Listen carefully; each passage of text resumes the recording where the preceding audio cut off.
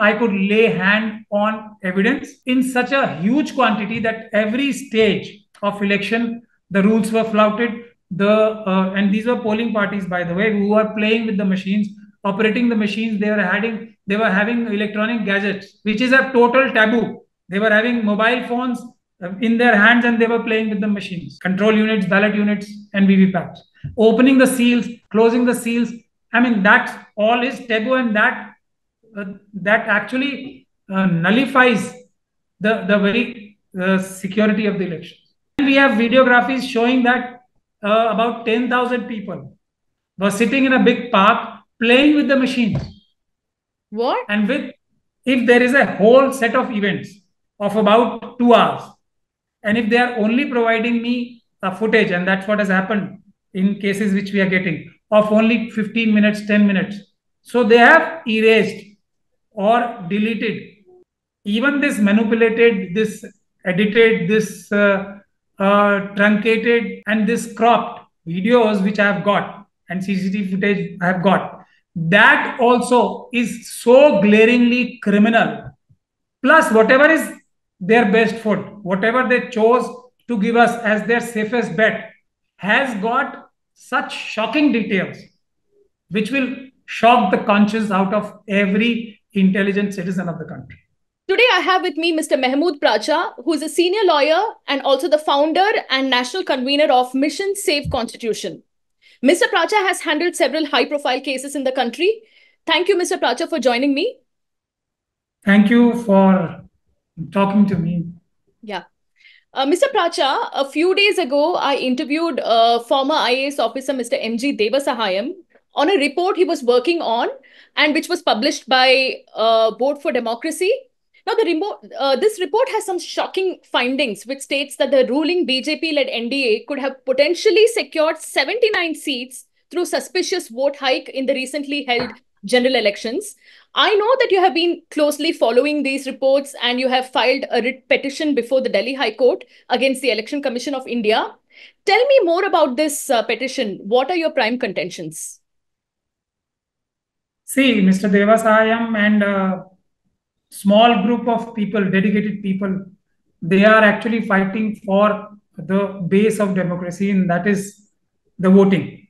And the basic stance is government by the people, of the people, for the people. If it is, the by is removed, if it is not by the people, then everything else falls. So the basic concept of ensuring a government by the people is a free and fair elections. If the elections are not free and fair, if the votes which are cast are not counted, then it's a government which is not by the people.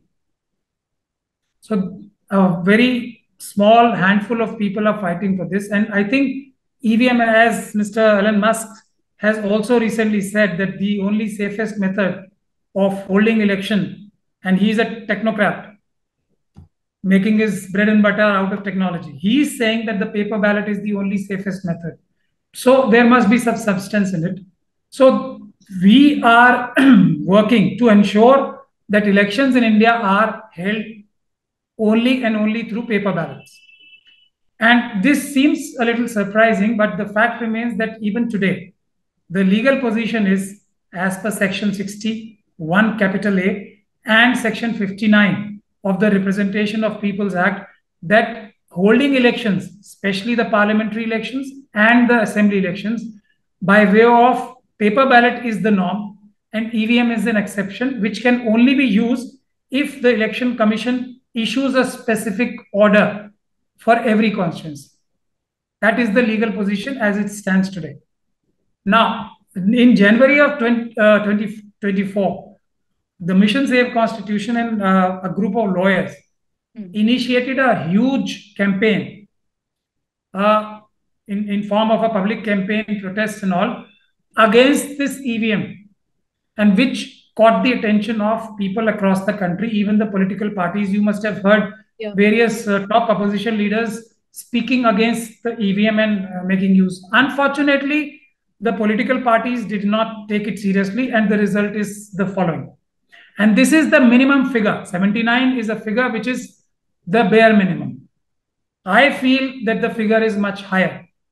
And the reason for these 5.5, almost 4.5 crore votes is no joke.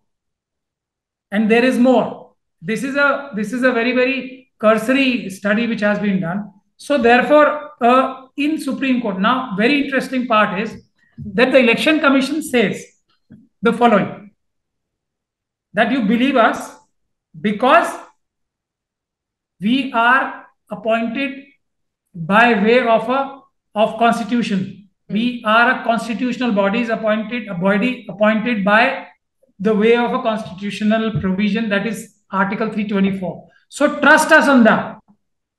Everything else, notwithstanding, you trust us.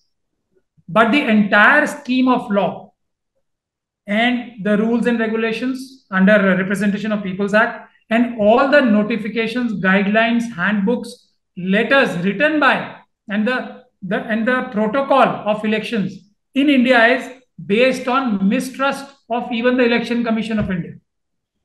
At every point in time and at every stage of election, there is a provision that the working of Election Commission can be verified by the political parties, can be verified to be true by the candidates and also by the voters and anybody who's a citizen. That's the scheme of the process of holding elections in India. So now Election Commission says that you don't doubt us. So that is one surprising thing. Then they have traveled to the length of filing false affidavits before Supreme Court and various other high courts. Now, the manner in which the Supreme Court was convinced by, and I will take the liberty of using the word deceived. The Supreme Court was deceived by the Election Commission by filing affidavits and arguing in the court in a very vehement manner that EVM machines may or may not be safe. This is what the Election Commission is saying. We make it safe by putting in various safeguards, and these safeguards are written into our guidelines, our rules, our notifications, and our handbooks. Handbooks are made and guidelines are made for various officials of Election Commission, like returning officers, like polling officers, like observers, which the Election Commission sends to observe every election, for the police officers, every person involved, and even for the candidates, there is a handbook. Every person who's involved in the election process has got a protocol which has been spelled out by the Election Commission. Now, they convince the Supreme Court that we have such a robust protocol that EVMs become safe. Otherwise, they are not safe. That's their case, not mine. Now, what we have shown, when the Supreme Court in the judgment of 26th of April, dismissing the petition of ADR, which challenged the holding of elections by EVM. Rather, they were only asking for VVPAT slips to be counted.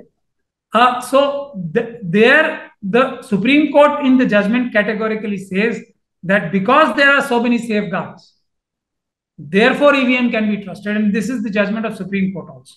So now the situation which we faced was in the middle of that campaign, public campaign which was going on at a very high and it was spread across the country. The predicament which we faced because of the Supreme Court judgment was that Election Commission is lying through its cheek and we do not have the evidence.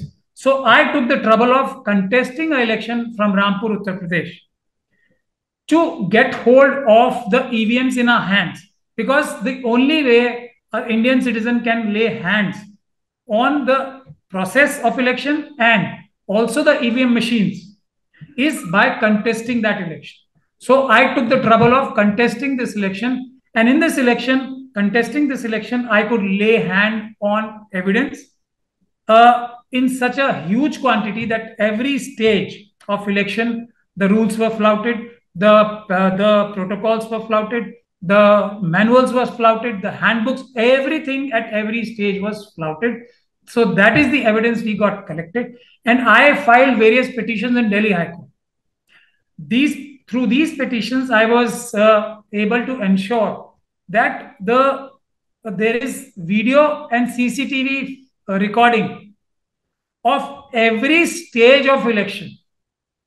And that's a Delhi High Court judgment in my name only.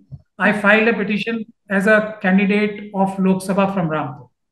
So that order clearly directs, and the Election Commission took a pledge in the High Court that we will record every stage, starting from the FLC, that is first level of checking of EVM machines, right up to the stage of counting of votes, declaration of election results, and keeping the material, including the CCTV footage, the EVM machines, the paper slips of the VVPAT, in safe custody of the DEO, that is District Election Officer of all the 543 constituencies. So one step which we have taken is that we have now saved the videography of all the 543 elections of the Lok Sabha.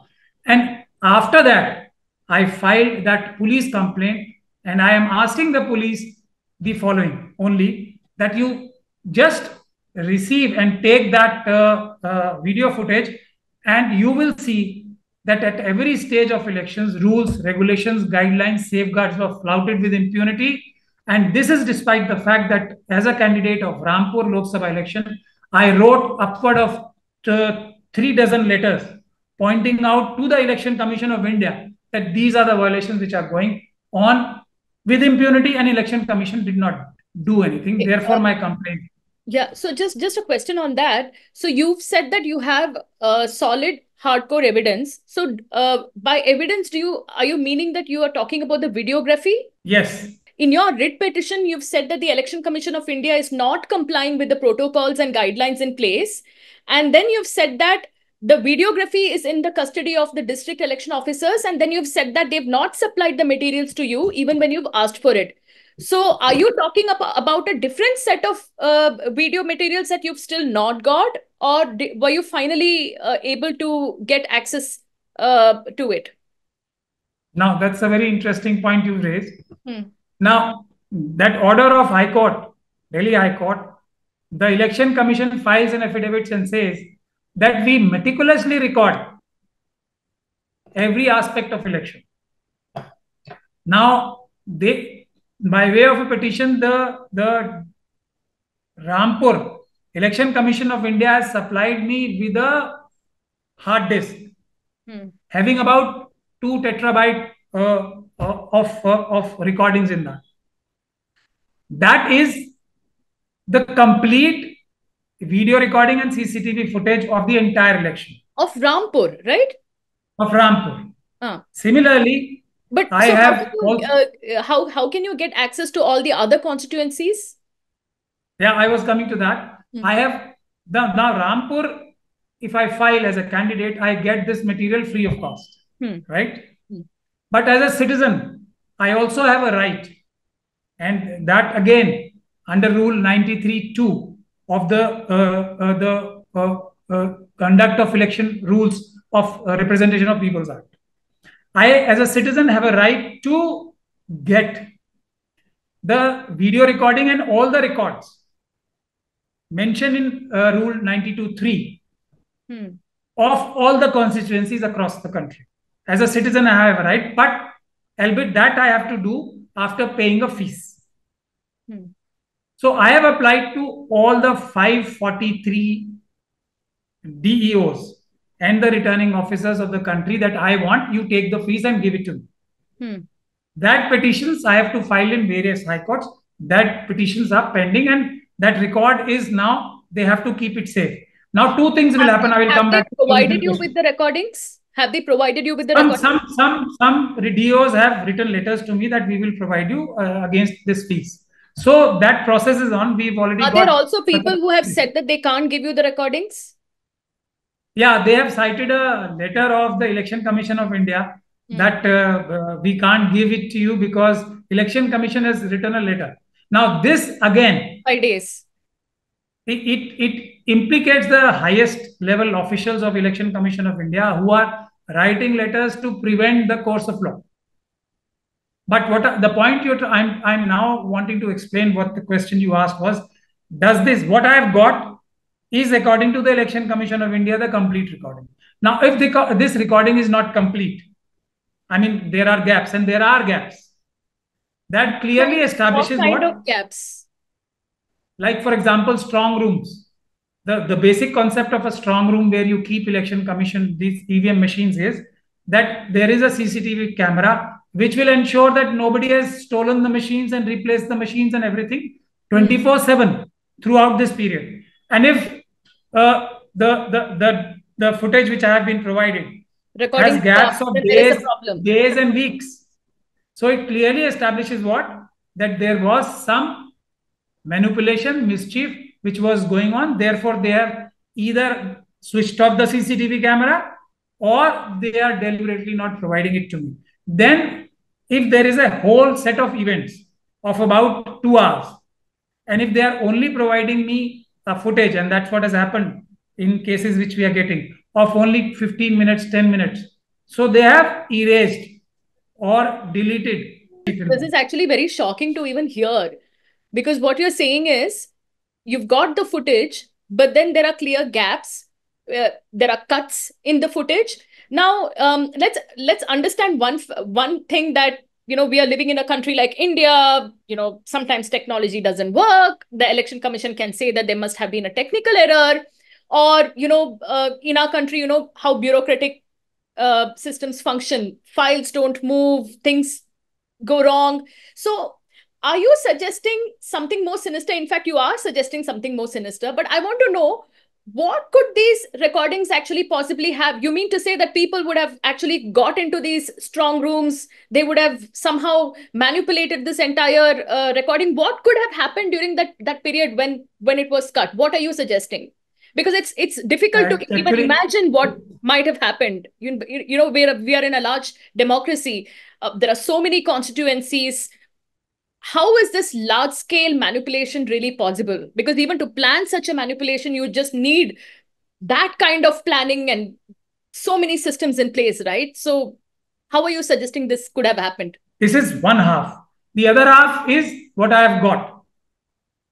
Even this manipulated, this edited, this truncated, and this cropped videos which I have got, and CCTV footage I have got, that also is so glaringly criminal. Yeah. That would be a biggest shock, that what is the best foot which has been put forward by the Election Commission. And by the way, they have not said that we were not able to do this because of some technical glitches and the faults and all that stuff. They are saying we are providing you with the entire thing. And of course, there are glitches, there is cropped up, there is editing, and there is everything under the sun which has happened. Plus, whatever is their best foot, whatever they chose to give us as their safest bet, has got such shocking details which will shock the conscience out of every intelligent citizen of the country. Winning an election after you've done so much, or I'm not talking about this government, winning of election for any government, for any political party who's done certain very horrible things, and the people of the country started disliking them to the extent that they will not even give them votes to save their deposits. Now, you are government of India. You have under your control the government of India and a very well-oiled machinery, which, and there are examples of the world has watched, and we all are on the receiving end. Also, I have also had a raid in my office. You are very well aware of that. And various other the opposition party leaders, their houses have been snatched. Rahul Gandhi's house was snatched, and various of political leaders, MP, MLAs have been raided, and they have switched sides. This kind of meticulous planning by the use of government machinery is possible, and it's not some imaginary thing. We are seeing it happening. Plus, there are Panna Pramukhs of RSS for every page of the electoral roll across the country. So they have a very one political group, and that is RSS and BJP. Every other, barring a few examples, I mean, barring a few exceptions like Tamil Nadu, where DMK has, TMC, where Mamata Banerjee has, and also YSR, this Jagan Reddy. Yeah. Barring these few examples at places where Shiv Sena, and barring these few examples, none of the political party has got this kind of a meticulous planning and meticulous organizational strength. And this, now you juxtapose this with what? You don't have to deliver goods. You have to enjoy ruling the country like a king, like a despotic king. You only have to put your entire energy into manipulating this EVM machines. Now, these EVM machines can be manipulated at various stages, and physically changing and manipulating EVM machines is only one small example. There are various ways. The various ways are that EVMs can be hacked, both wire hacking and unwired hacking, that is wireless hacking. And it's a long technical debate, but I have done research, and I can, if you allow me to boast, I am one of the 10 people in the country who know the inside outs of both the technology and the physical aspect of holding the elections. So one aspect is this hacking business. Another aspect is where you are able to switch the machines. Now these machines can be very easily switched. What is the safeguard? The safeguard is that there are three components of election EVM. One is control unit, one is ballot unit, and the third is VVPAT printers. Now, all these three machines have a requirement of having a unique identification number embossed or engraved into the cover of machines. That is, into the machines. Now, what we have got proof while contesting the elections, and also by way of videography supplied to me by the Election Commission, it is crystal clear that these machines were not, the numbers were not engraved. Rather, there was a removable sticker kind of a thing which is attached to all these. So the basic safeguard, which I would say the Election Commission deceived the Supreme Court, this was one of the features, that every machine has a unique identification number, and that identification number is provided to all the candidates.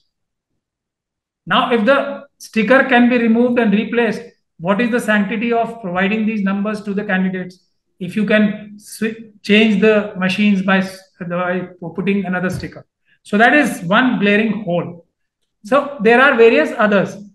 And then the other aspect is that these machines are safeguarded in strong rooms at every stage. They have to be transported. If they have to be transported, and obviously they will have to be transported from the factories to the districts, then from districts to the places where the machines will be commissioned after the candidates are finalized. Then these machines will have to be transported to various booths. Each parliamentary constituency will have about 1,500 to 2,000 booths on an average. These machines have to be transported. So there is a protocol which ensures that these machines are supervised, watched by the people and by the candidates at every stage of their transport. Now, these machines have to be transported in a cantonized truck. We have videos supplied to us by the Election Commission, not my videos, which clearly showed that the trucks in which they were transported were not cantonized. Cantonized means that a truck has to be surrounded on all sides by metal enclosure with lock, so that it can be sealed. Now, what we have received as the videography is that there is just tarpaulin which is surrounded. They just cover it with the tarpaulin.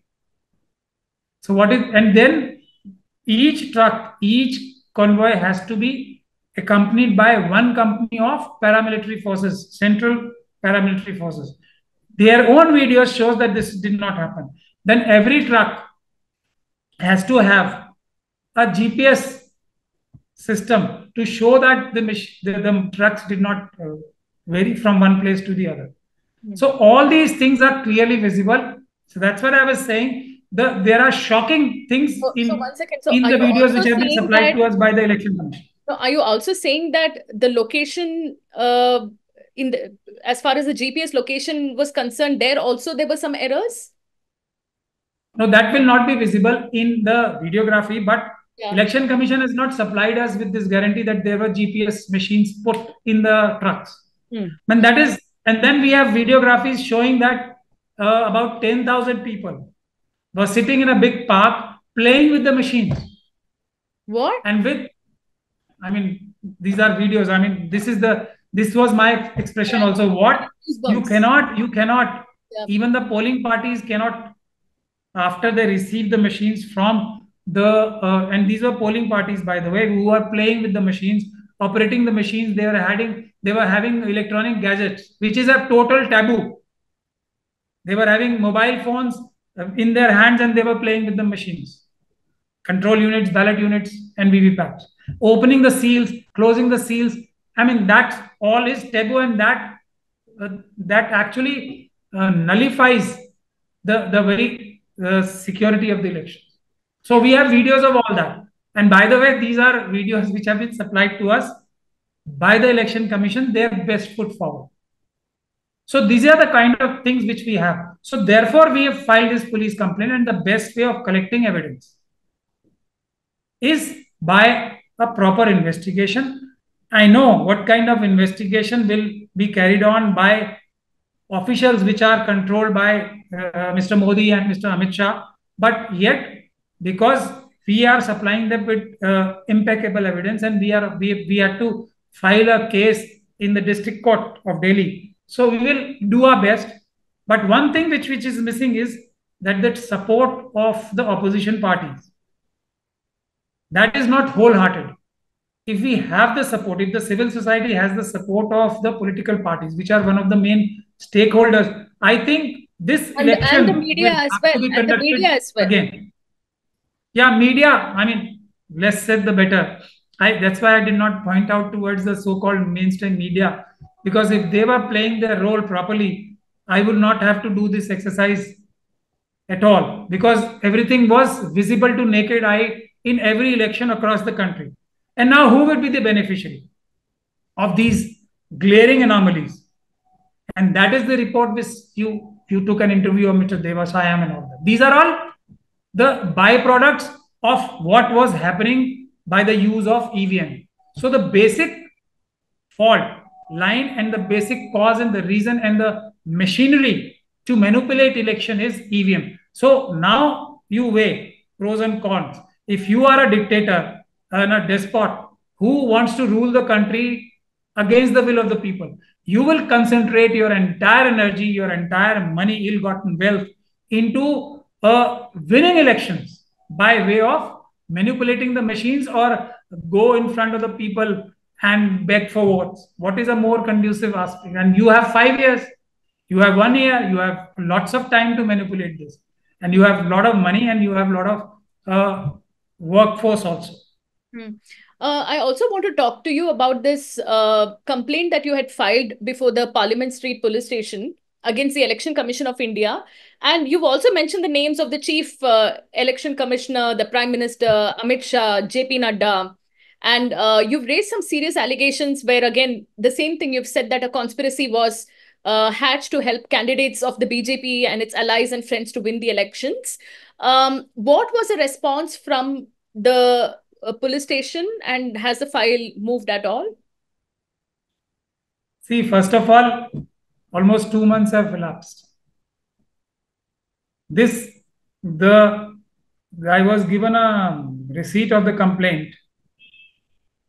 After that, for at least more than upward of 1 month, the IO, or the inquiry officer, EO, which was assigned to this kind of a very trivial allegations, I would say, on a lighter note. Otherwise, this is the most serious allegation in the entire country, I would say, because the very basis of the elected government is shaken because of this.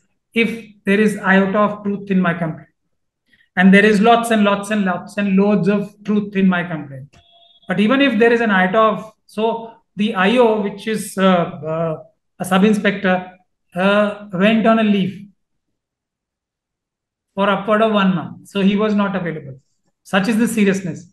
Then I was, and there was no response despite my writing repeated letters to the police commissioner and other. So what have you basically asked in your letter? What did you want the police to do? Register an FIR? Just to do their duty by collecting the evidence which I have pointed out from various places, which is available, which I have ensured by way of filing petitions that 543 videography of the 543 constituency will be preserved. So you just have to go and collect that and just collate it, translate it into the offences which have been committed, which are visibly being committed, which will be visible, as I've told you just now. Yeah. That is all they have to do, and there will be an impeccable case. Now, in your complaint, so the police did not respond to me. Today is my lucky day. In the afternoon today, the inquiry officer contacted me on phone. Sir, you please provide me with the evidence you have. And this happened after I filed a application before the concerned magistrate, requesting the magistrate to ask the police to expedite the investigation and register an FIR and expedite the investigation. So they've woken up after I filed a petition in the court. But let's see, I have promptly written back to them, and let's see what happens next. I have given them more evidence, and I'm saying I have more, and you have the ultimate ability to collect evidence. You are the police. You go to the Election Commission's office, ask them to provide all these videographies and all the records you have, and there will be an impeccable case. I mean, open shut case will be there. So in your complaint, you've also written the names of officials and engineers of Bharat Electricals Limited and also the ECIL, the Electronics Corporation of India Limited. Can you explain in what context is their names actually cropping up? Now, first of all, the method of, you've missed the election commissioners. The method of appointment of election commissioners, 2 election commissioners, which was just, I think, 2 days before the election were announced on 16th of March. And just about 7, 8 or 5, 6 days before that, one election commissioner with the name of Mr. Goel had resigned. Yeah. And Mr. Narendra Modi Sahab and Amit Shah Sahab flouted the Supreme Court's directive of having the Chief Justice of India into the panel for selecting the election commissioners. So, killing a Supreme Court judgment by way of an ordinance, you put majority of the members of the selection committee of the election commissioners, and then you appoint 2 election commissioners against the Supreme Court judgment that inspire confidence or utter lack of confidence in anybody who's seeing this procedure. That is one. 2, Mr. Goel resigned, no inquiry, no nothing, no follow-up on that. Reason number 2 of the appointment of election commission. Then the manner in which the chief election commissioner and the other 2 election commissioners have behaved, they have totally placed an iron screen between the civil society, between the political parties, between the candidates and themselves. They have conducted a charade of spending crores of rupees in inviting observers from about 26 countries. And in the own words of Election Commission, they have given a golden bridge to these people to witness free and fair Indian elections for 5, 6 days. Yeah. An election, the process of which continued for an upward of 80 days. And to your own citizens who are asking you questions, who are giving you data, who are saying that you are not supplying them with 17C forms, which is their legal right, to the candidates, which is their legal rights. You are lying to the Supreme Court once again that these 17C forms are in the strong room, which is an absolute lie. So, and also when people are saying that you are not giving the absolute numbers, you are just giving percentages, you are not responding to that. Your basic high point, one of the basic high point of use of machines was that you get data or you get numbers down to the last voter. This is the high point. This is the main reason for use of machines, that you can't even miss one vote. How this game was played, to play this game, you have to have the machines which are amenable to manipulation. Now, where these machines are made, these are made in just two places. That is Bharat Electronic Limited and Electronics ECI, Electronic Corporation of India Limited. They are riding in such high crest of power that they are not scared of doing anything openly and blatantly. So now, in my police complaint, I have also mentioned the name of the board of directors which were government nominated into these companies, into the boards of these companies. And those board of directors, which are government nominees, were none other than people who had direct connection or were members of Bharatiya Janata Party. So election commission, you appoint your people. Even in these companies who are manufacturers of this entire paraphernalia, you appoint your people. So both of these places are controlled by who? By Bharatiya Janata Party. These people are keeping again an iron curtain. Both these companies are keeping an iron curtain into the RTI applications which are filed. Into everything that you ask a question, they will have an no for an answer. Even then, various people filed RTIs and then got information in which they said that we do not have the information of who is the patent holder. The original patent holder of these EVM machines and the patent document itself says that these machines are not safe. This is one of the most beautiful things. So now, as per their own documents, as per the material or the information kept in public domain by the Election Commission of India, it is said that the chips, the hardware of these machines is not made in India. What I was trying to tell you was that this manufacturer of these chips, which we do not manufacture, we have outsourced it to some company which the Election Commission or anybody in the country does not want to tell to the people of the country. Now, even a person who's got limited knowledge or the basic knowledge of any computer or any chip would know that any chip can be made to consist or have in it hidden messages, or in the layman's term, or hidden programming done into that which cannot be deciphered very easily. And this chip will not be given to anyone in the world. You have to trust it because Election Commission is a constitutionally appointed body. It's a constitutional body. You trust. We will not tell you where are we getting these machines, for which fly-by-night company or a tailor-made company that you have to make the BJP win or a XYZ party win. We will not tell you this detail.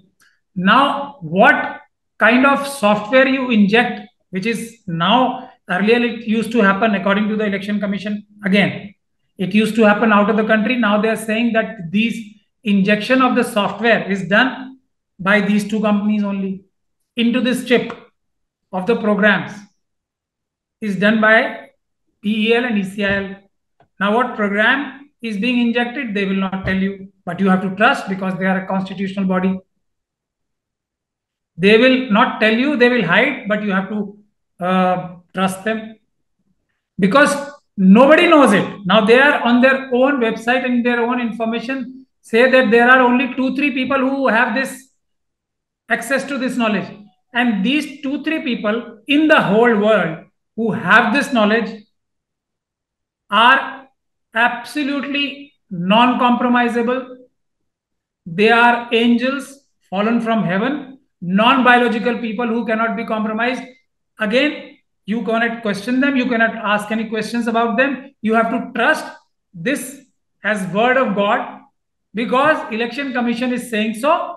These two, three people are very, very trustworthy. So nobody, if they are doing some hanky-panky, nobody, even the election commission will not know. So many people will say that there is a lobby functioning in the country which is trying to spread misinformation against the government.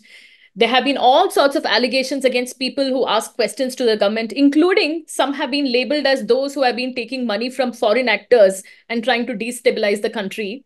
What do you have to say to the people who may say such things to you about your various interventions in these cases? What prompted you to move court and also file a case with the police? Where did this all start? Now, this allegation of taking money from anyone, much less from foreign sources or whatever, has not been made against me. That is one of my biggest advantages. I have not taken a single penny from anyone. God is kind to me, and despite all the onslaughts on me, I am still surviving and standing. So that aspect goes. And what I am doing is, I am no doubt, I am a very important figure who's launched this campaign.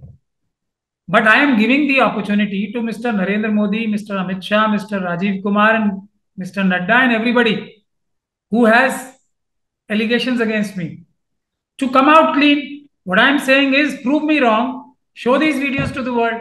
Election Commission has got the best evidence, no, to prove me wrong, prove me a liar, prove me somebody who has an agenda to destabilize the country or whatever. They have the proof. So I have ensured that they have the proof by a High Court order. They have website in which you can click any constituency of the Lok Sabha and you get XYZ information from the Election Commission's website. So they should put all this material, all these videographies and CCTV footage to prove me wrong. Prove me wrong. So that they will not do. Now, who hides? Somebody who's stealing hides. Am I hiding anything? Whatever I get, I'm putting it on the Twitter, on X. Whatever I have, I am giving it to the police. Whatever they have, they are hiding. Who hides? A thief hides. An honest person doesn't hide anything. So that's the proof. No, prove me wrong. I'm sure that there will be a lot of allegations, but you've raised some very serious points which cannot be ignored, which of course needs investigation. Your case before the Delhi High Court is coming up for hearing on August 5th. All the best for that. Thank you for joining me, Mr. Pracha. I have a different aspect in this also. What I am saying is all the UN reports are wrong. To be the devil's advocate, to be an advocate of their cause, of RSS's, BJP's cause. Every report under the sun which is against them is false. All right, given. You have the videography, no, you show to the world. There lies the difference. So I have left no room for them to tell that I am saying anything. I am not depending on anything. I am depending on the material which is theirs. So don't hide that. That's all I'm saying. Otherwise, don't say that I have an agenda. I am trying to spread falsehood. I'm not trying to spread falsehood. I'm just saying you have the material, your material. You lay that material in front of the public, and it's not a material like Rafael, where Supreme Court can say that this cannot be told to the public. This is a material which your own protocol, all the protocols, all the law says that this has to be given to the public. You give it to the public. There lies the difference. So they cannot corner me on that. I am preparing this for a very long time. I will not be cornered this easy. Got it. Thank you. Thank you, Mr. Pracha. Thank you for your insight. Thank you very much.